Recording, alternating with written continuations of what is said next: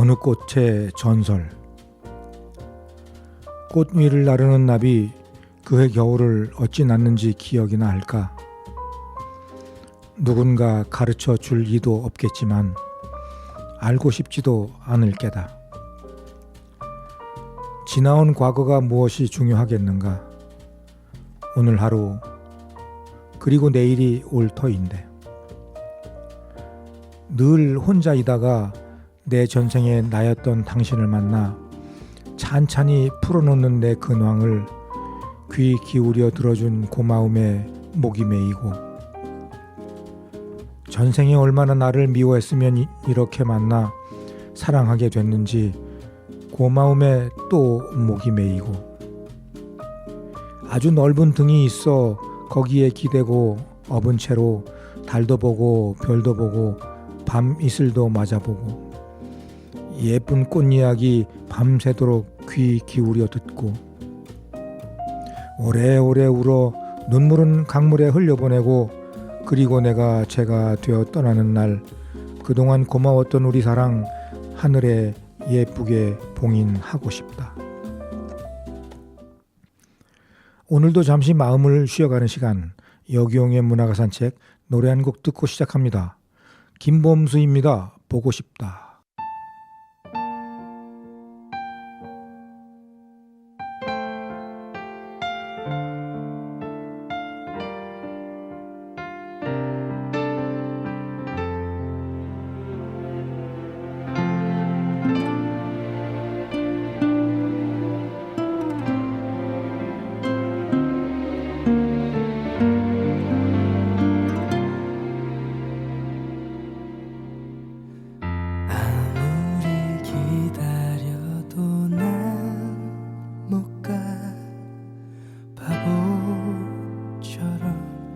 울고 있는 너의 곁에 상처만 주는 나를 왜 모르고 기다리니 떠나가란 말이야.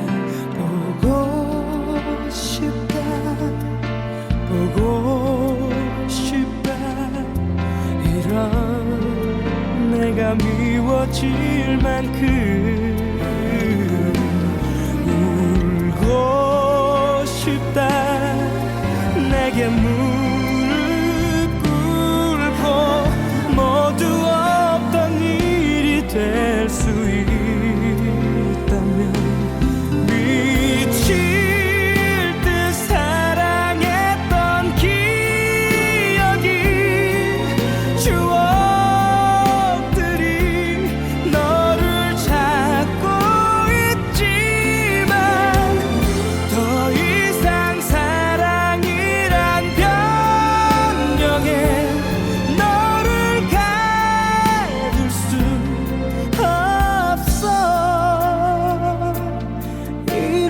안 되지만 죽을 만큼 보고 싶다.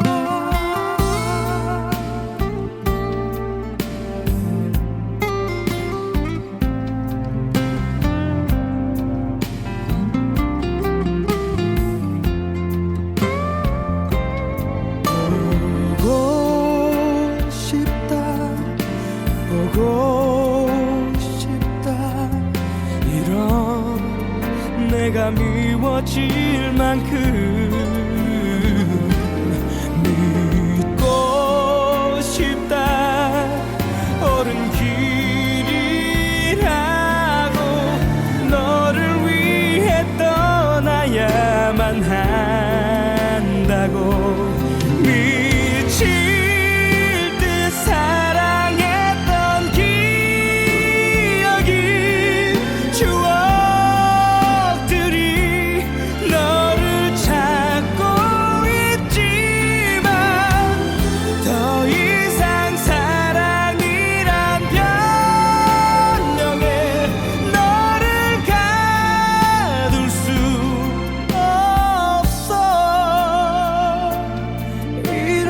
안 되지만 죽을 죽을 만큼 보고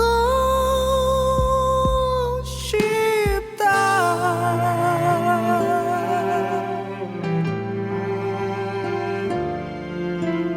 죽을 만큼 믿고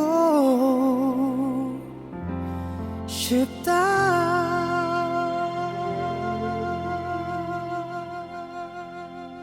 지금 여러분은 세종 FM 98.9MHz 여기용의 문화가 산책을 듣고 계십니다. 오늘 오프닝 시는 제가 쓴 시로 열어드렸는데요.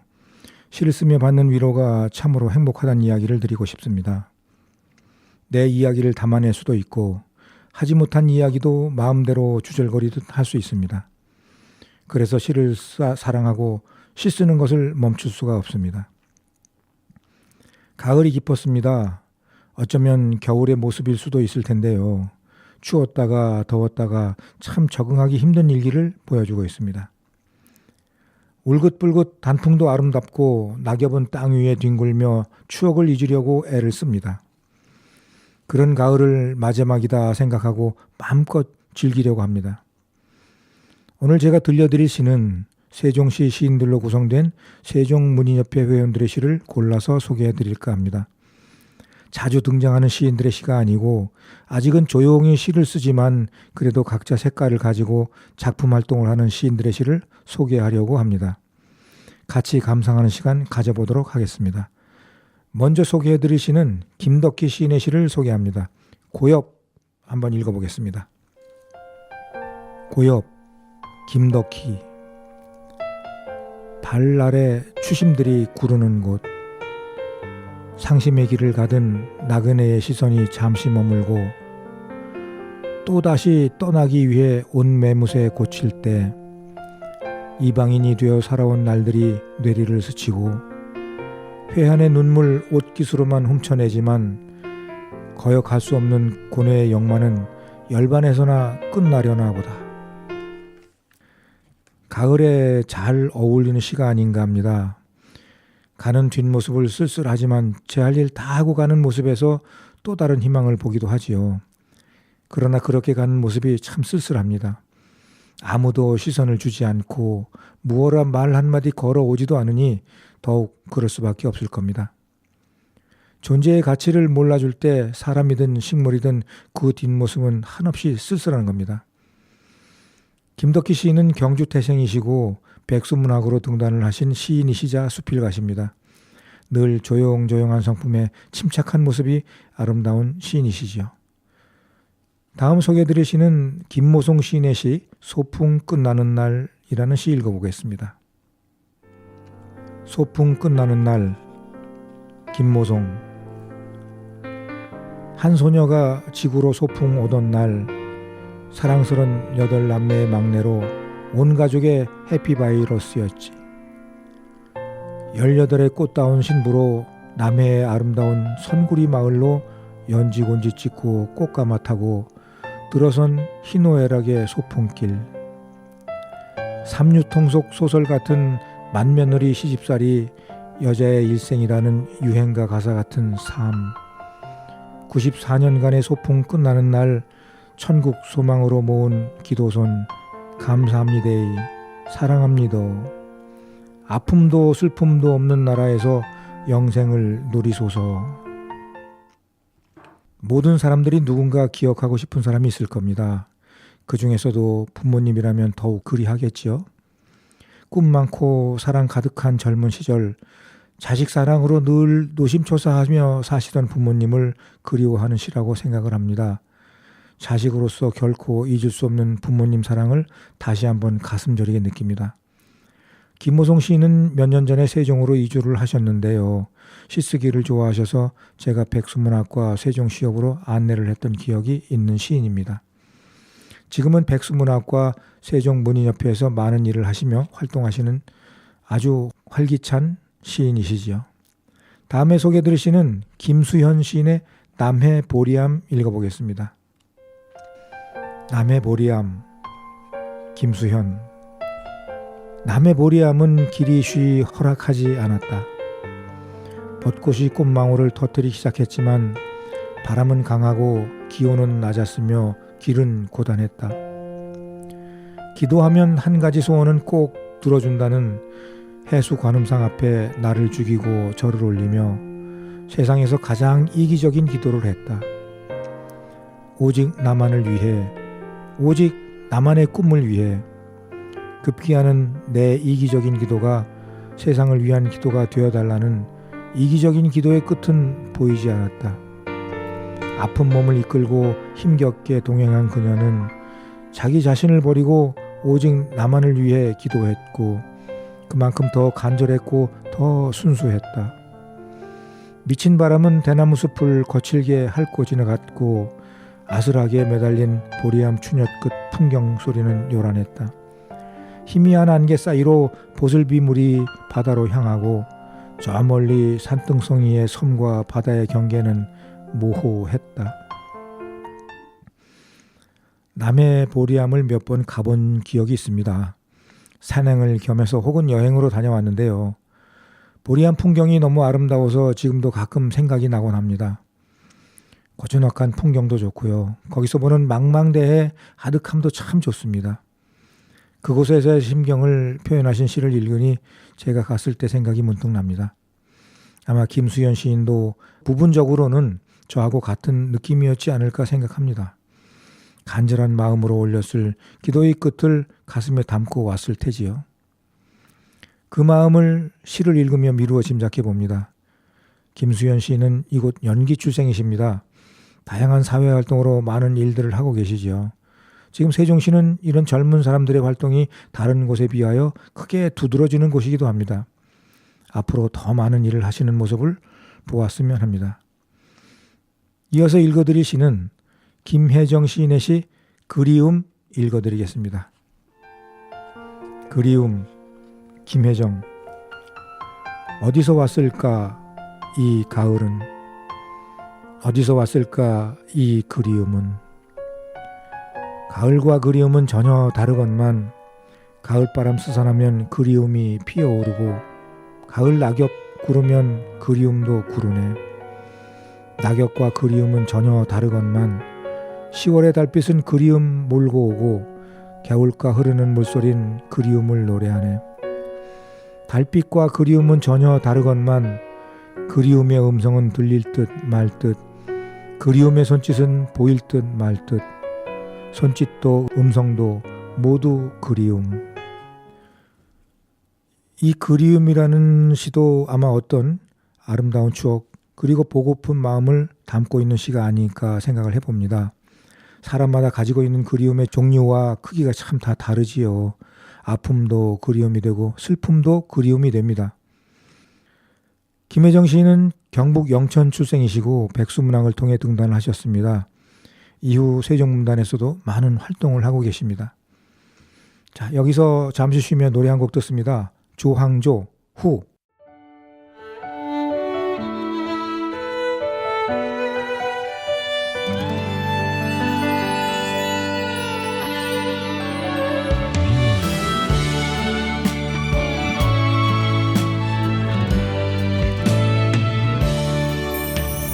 뭘 하면 사니 네가 낯설어져가 영원할 듯한 우리였는데 잘 지내냐는 흔한 안부조차도 모를 수 없는 눈물 나는 사랑.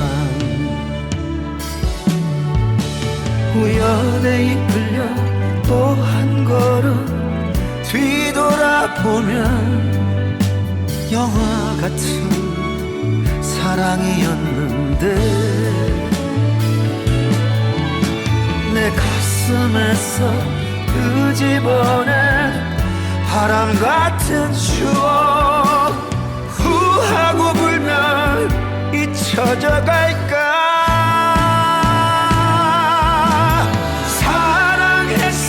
사랑했었다, 너만 사랑했었다. 나는 다시 그 말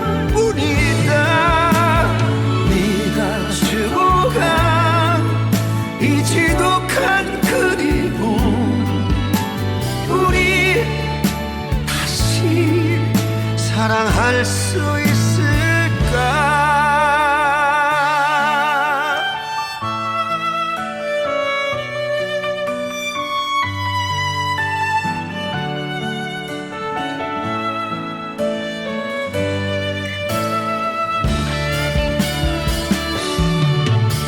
우연에 이끌려 또 한 걸음 뒤돌아보면 영화 같은 사랑이었는데 내 가슴에서 끄집어낸 바람 같은 추억 후하고 불면 잊혀져 갈까?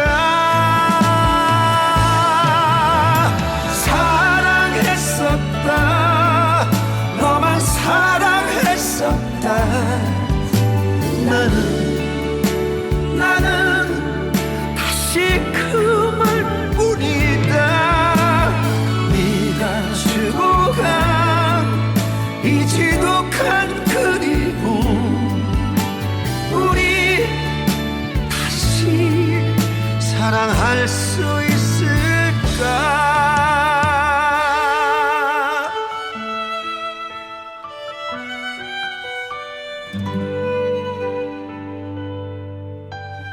우리 다시 사랑할 수 있을까?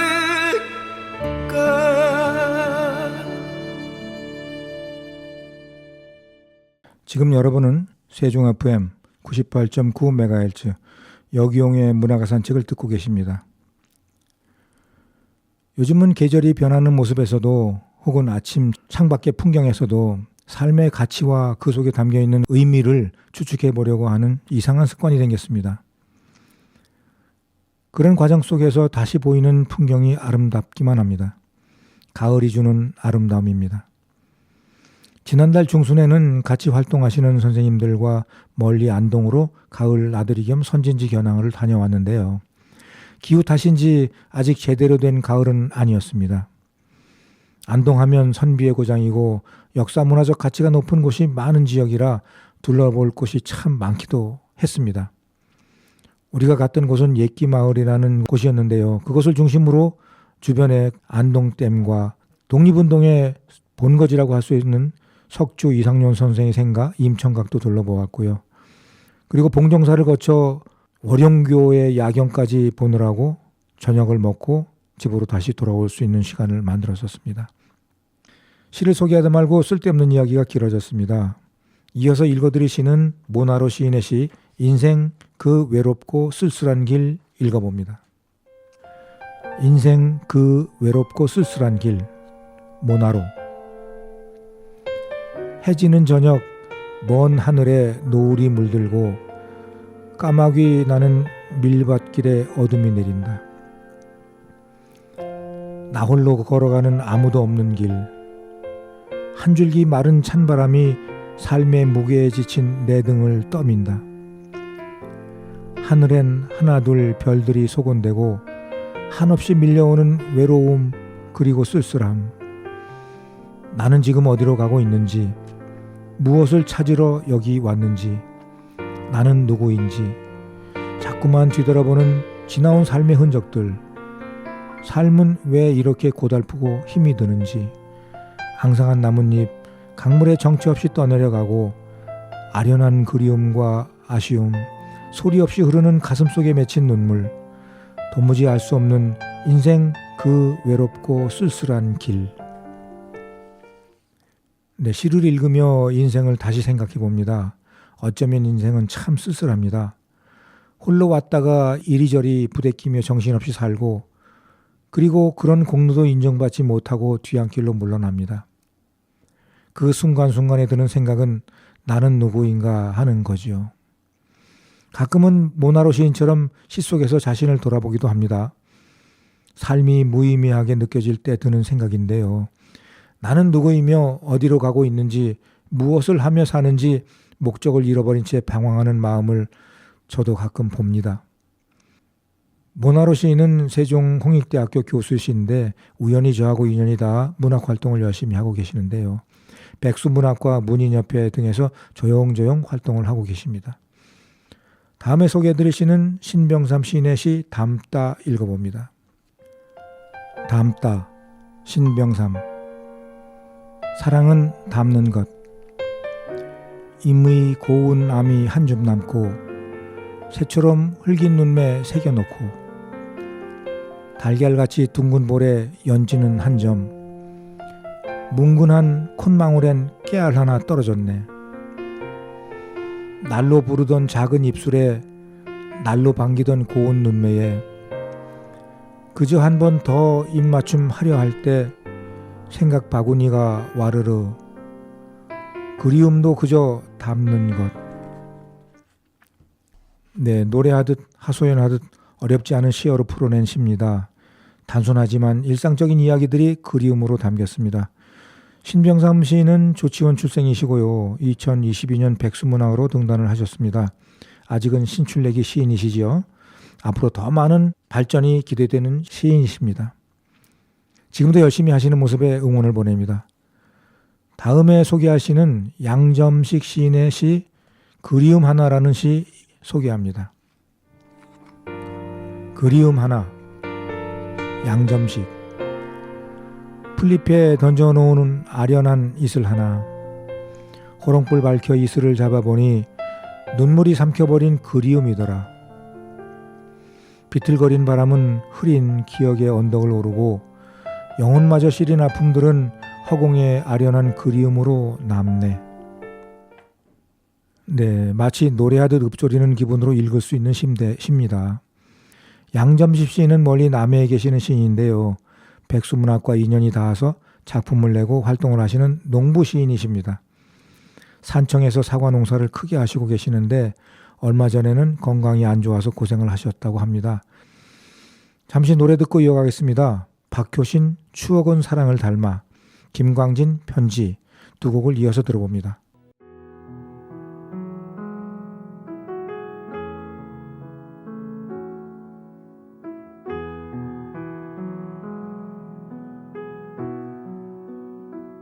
그대가 보내요 내 가슴 안에 그대라는 바람이 언제나 내게 그랬듯이 내 맘은 들어놓고 추억이라는 적만 남기고 달아나줘.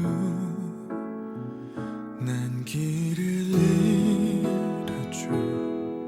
늘 그대라는 사람만을 보다가 단 한 번 의심하지 않고 여기까지 왔는데 그대 없는 낯설은 길 위에 남아있죠. 가져가세요 좋은 기억마저도 그대가 없이는 내겐 짐만 될 텐데 자꾸 꺼내보면 그리움만 커져서 다시 돌아가는 길 발걸음 또 멈추게 하죠.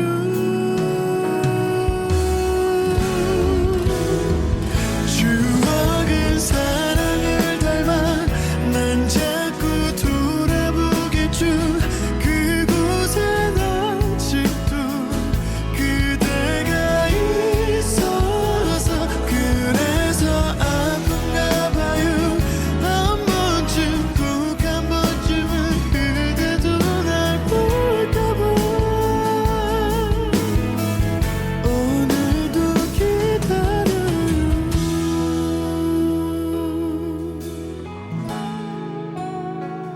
나 이제 어쩌죠.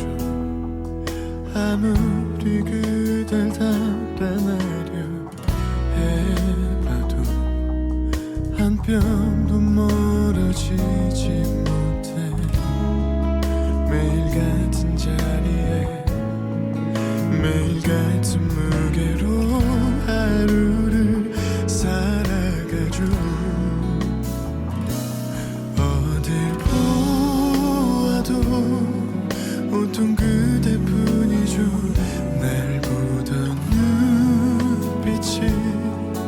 자꾸 맘에 걸려서 다시 눈을 감고 그댈 지우려면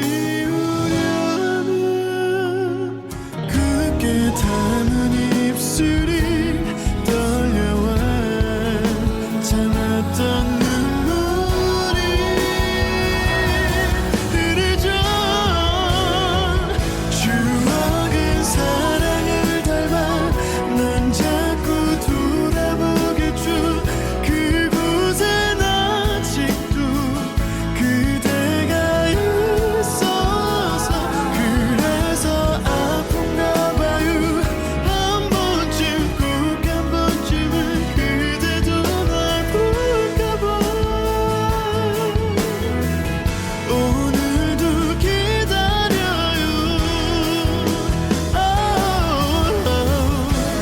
어느 날 뒤돌아보다 그대가 나를 본다면 나 어떻게 하죠. 아무 말 못하는 나를 잘 알잖아요.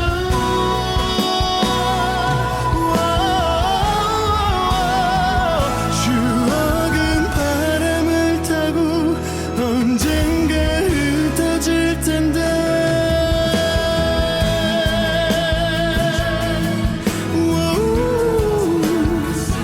울어도 소리쳐봐도 모른 척 버리려 해도 잊지 못할 그 사람 오늘도 기다려요.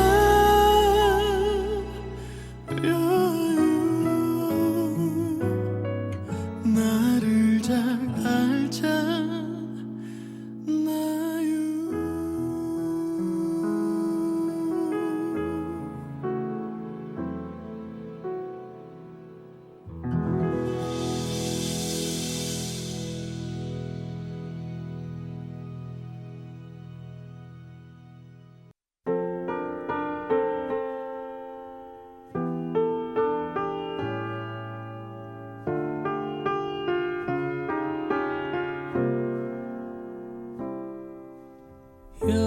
여기까지가 끝인가 보. 이제 나는 돌아서겠어. 억지 노력으로 인연을 거슬러 괴롭히지는 않겠어. 하고 싶은 말 하려 했던 말 이대로 다 남겨두고서 혹시나 기대도 포기하려 하오. 그대 부디 잘 지내시오. 기나긴 그대 침묵은 이별로 받아두겠어. 행여 이 맘 다칠까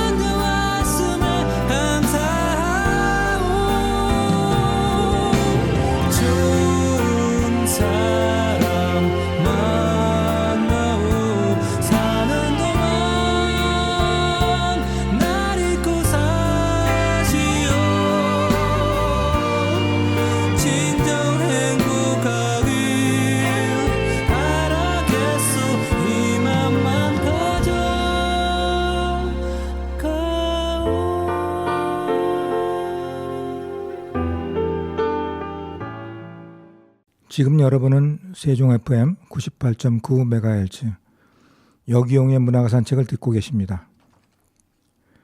이번에 안동 방문 일정에 봉정사가 들어있어서 기대가 컸는데요. 주변 풍경은 제가 기대했던 풍경이 아니라 조금 아쉬웠더랬습니다. 그래도 영산암 뒤편으로 예쁘게 물든 단풍이 조금 있어서 아쉬움은 그것으로 달랠 수밖에 없었습니다. 고즈넉한 영산암 툇마루에 앉아서 한참을 쉬었습니다. 영산암 마당 가운데에는 바위에 덩그러니 자라는 소나무가 한 그루 있는데요. 참 일품입니다. 오랫동안 자랐을 소나무를 보며 추억을 생각했습니다. 이렇게 소나무처럼 살자고 했던 약속도 있었는데요. 지금은 아득하게 사라진 빈 허공만 남았습니다.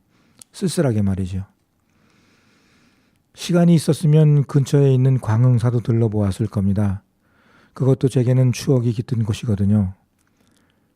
자, 이어서 보는 시는 연규민 시인의 시 소와 자식이라는 시 읽어보겠습니다. 소와 자식, 연규민. 소를 치고 자식 기르는 사람은 누구에게나 모진 소리를 하면 안 된다더니 참말 그렇다. 우리 집 소는 남의 벼를 안 뜯어먹는 줄 알았는데 재갈을 물리지 않은 어느 날 순식간에 벼를 뜯었다. 방송 뉴스에서 누구네 자식이 인터넷 도박으로 돈을 날렸다니 자식 교육 그렇게 시키고 무슨 정치냐고 욕 한 바가지 퍼부었는데 내 자식이 그걸 하다 사채까지 쓰고 사채권자들에게 쫓겨다닌다니 기가 막힌 노릇이다. 빚 물어달라는 자식 낳지도 말라지만 사채업자가 자식 오장육부를 떼어간다는데 어쩌겠는가. 부잣집 가운데 자식처럼 키워서 버릇이 없는 건지 사내 자식 수리기에 넋이라서 떠돌이 팔자인지 그렇게 못되게 굴고선 집 밖으로 떠돌며 안락도 없더니 사채에 쫓기니 소식이 온다. 자식은 속마음에 앙칼을 품고 살아도 부모는 마음속에 부처님 가운데 토막을 모시고 사나보다. 세모씨 키우는 사람 남에게 막말하면 안 되듯 사채 쓰는 자식 둔 부모는 남자식 험담하면 안 된다. 부모는 자식을 겉나았지 속 나은 건 아니다. 새끼 9 둔 소 길마 벗을 날 없다더니 사채에 쫓기는 자식 둔 늙은 부모 손에 장갑 벗을 날 없구나. 네, 소를 키우며 뜻하지 않은 일을 경험을 하셨나 보네요. 남의 작물을 뜯어먹어서 낭패를 본 그런 경험이 있는가 봅니다. 저도 어릴 적에 소를 키워본 경험, 다시 말해서 소를 끌고 나가 풀을 뜯게 하던 경험이 있어서 무슨 뜻인지 이해가 됩니다. 소는 일찍이 우리네 가정의 큰 재산이기도 했는데요. 그래서 집집마다 소를 애지중지 키웠던 게 아닌가 싶습니다. 남의 작물을 뜯어먹어 당황스럽게 한 소나 커서도 부모님 속 썩이는 자식은 같은 동급이라고 하신 말씀 충분히 공감이 갑니다. 연규민 시인은 백수문학으로 등단하셨고 그동안 다수의 시집을 발표하신 아주 열심히신 시인이십니다. 다음 시 또 보겠습니다. 임재한 시인의 시 울 엄마 읽어봅니다. 울 엄마, 임재한. 장대비 주룩주룩 쏟아지는 어릴 적 무더운 여름철, 엄마가 물어본다. 오늘은 비 내리시는데 별미로 뜨끈한 칼국수 해 먹을까요? 아버지는 그러시구랴 침 꿀꺽. 형아 너희들도 신났다. 엄마는 밀가루 반죽을 찰지게 치대 하얀 밀가루를 솔솔 뿌리면서 홍두깨로 밀고 또 밀어 보름달 쟁반만큼이나 만들고 멍석처럼 돌돌 말아 한석봉 엄마 떡을 써시듯 탁탁탁 예쁘게 써시는데 엄마 꽁댕이는 놔줘, 꽁댕이는 남겨줘. 엄마는 펄펄 끓는 가마솥에 살살살 흐트러가면서 큰 주걱으로 저으신다. 호박, 감자, 파, 고추, 갖은 양념을 넣어 끓여주신 엄마 칼국수. 아버지, 형아, 너희들은 뜨끈한 칼국수를 후루룩 참 맛나게 먹는다. 나는 먹는 둥 마는 둥 나는 칼국수보다 짜장면이 좋았다. 엄마 나는 짜장면 해주세요. 크면서 입맛이 변했을까? 지금은 칼국수를 맛있게 먹는다. 오늘따라 엄마 칼국수가 먹고 싶다. 엄마가 보고 싶다. 그리운 나의 어머니. 시를 읽으면 눈앞에 펼쳐진 천진스러운 아이가 엄마와 함께 놀고 있는 듯한 그림이 펼쳐집니다. 임지한 씨는 늦깎이 시인이십니다. 등단한 지 얼마 되지 않은 정말로 따끈따끈한 시인이시죠. 그래서인지 시가 싱그럽습니다. 참 순수하고요. 시 속에서 엄마와의 추억을 그림처럼 펼쳐 보이고 있습니다. 임지한 시인은 연기 출신이시고 몇 달 전에 백수문학을 통해서 시인으로 등단하셨습니다. 금남면에서 민속놀이 풍악을 지도하고 계시고 세종시 문화해설사로도 활동하고 계십니다. 다방면에서 활약이 대단하신 시인이십니다. 다음에 소개해드릴 시는 정일화 시인의 시 야속한 친구 읽어봅니다. 야속한 친구 정일화. 마음껏 떠들고 속 편히 밥 먹고 시잘데없는 소리에 낄낄거리고 방바닥에 발 쭉 뻗고 뒹굴던 퇴직하면 같이 놀러 다니자더니 코빼기도 보이지 않고 바람만 맞히는 아픈 친구가 야속하다. 아주 간단한 시입니다. 이번 세종문단 4집에서 이 시 딱 한 편만 발표를 하셨는데요. 아쉽습니다. 시를 잘 쓰시는 분인데 왜 한 편의 시만 있을까 하고 책을 살펴보았습니다. 그러나 역시 없습니다. 함께 하기로 약속한 친구가 아파서 약속을 지키지 못했나 봅니다. 그 약속 이루어지기를 간절히 저도 기원해 봅니다. 정일화 시인은 시와 정신으로 등단하셨고 교육학 박사를 취득하신 교육자십니다. 다양한 사회활동으로 경험도 풍부하시고 배울 점도 많은 참 좋은 시인이십니다. 자, 여기서 노래 한 곡 듣고 이어가 보겠습니다. BMK가 부릅니다. 꽃피는 봄이 오면.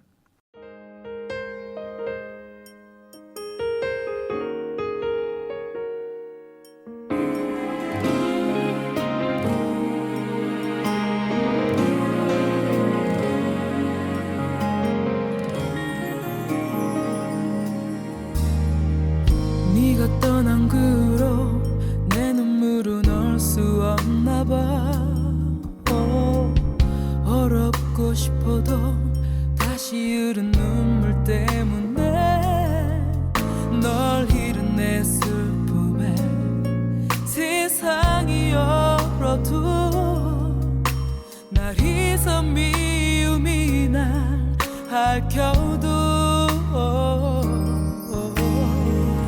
뿌리 깊은 사랑은 이젠 떼어낼 수 없나 봐.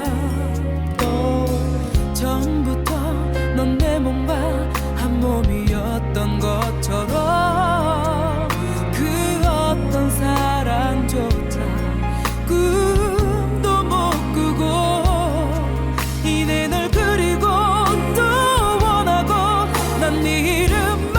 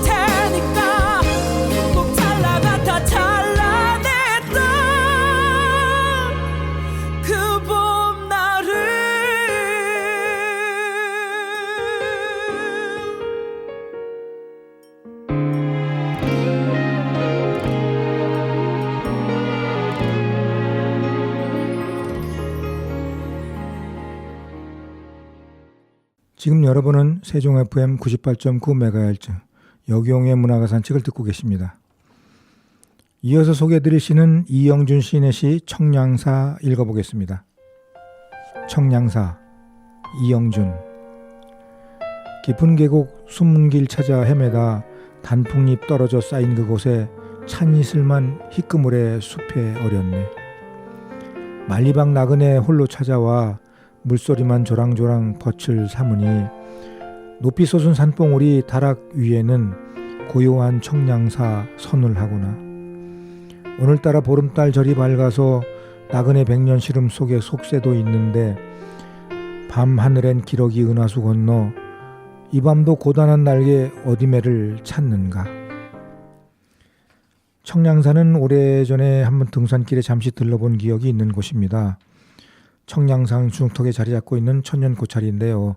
주변 풍경이 워낙 아름다워서 기회되면 또 가야지 하면서 아직도 못 가고 있습니다. 이영준 씨는 시조 시인이십니다. 기자 활동을 하시다가 문단에 데뷔하신 시인이신데요. 현재 백수문학과 세종문인협회에서 활동하고 계십니다. 이어서 소개하시는 아동문학 쪽에서 활동하시는 시인님의 작품입니다. 먼저 김동훈 시인님의 시 호박꽃이라는 동시 읽어드립니다. 호박꽃, 김동훈. 이른 봄날 울 아버지 산비탈 떼기밭에 호박구덩이 파시더니 두엄 붓고 호박씨 심었어요. 메마른 땅 탓하지 않고 싱싱하게 자라나서 넝쿨은 이리저리 어깨동무 등불처럼 꽃 피웠지. 호박벌 아침부터 암꽃 숫꽃 중매하러 이 집 저 집 들락날락 시집장가 보내더니 우리 아빠 주먹 같은 애호박이 주렁주렁 이리 보고 저리 봐도 예쁘기만 하여라. 우리 집 밥상 위 호박나물 호박잎은 모두가 좋아하는 꿀맛 같은 반찬일세.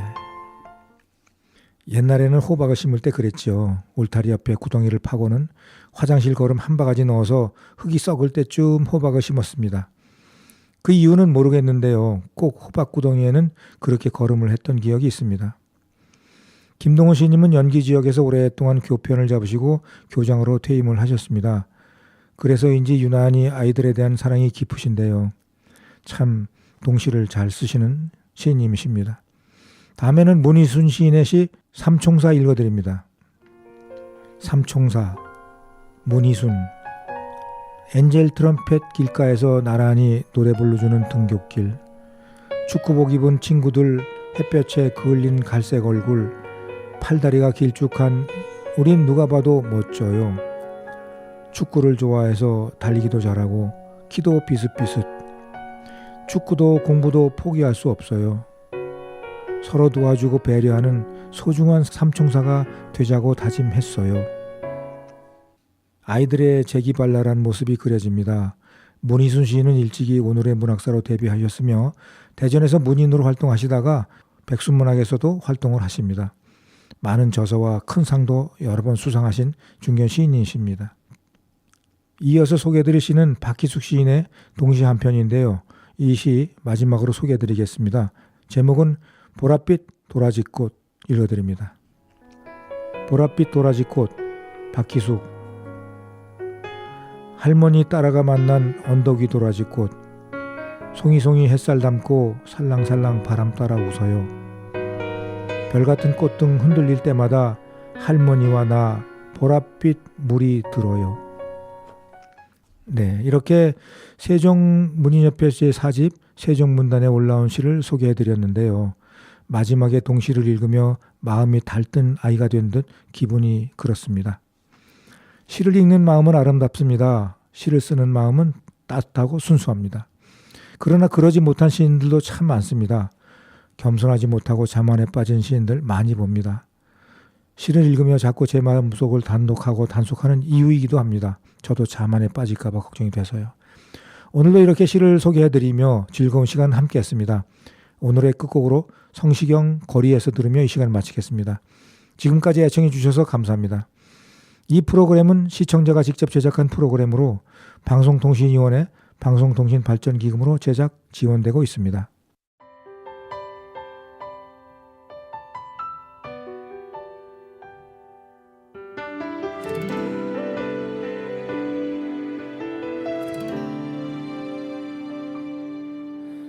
네가 없는 거리에는 내가 할 일이 없어서 마냥 걷다 보면 추억을 가끔 마주치지.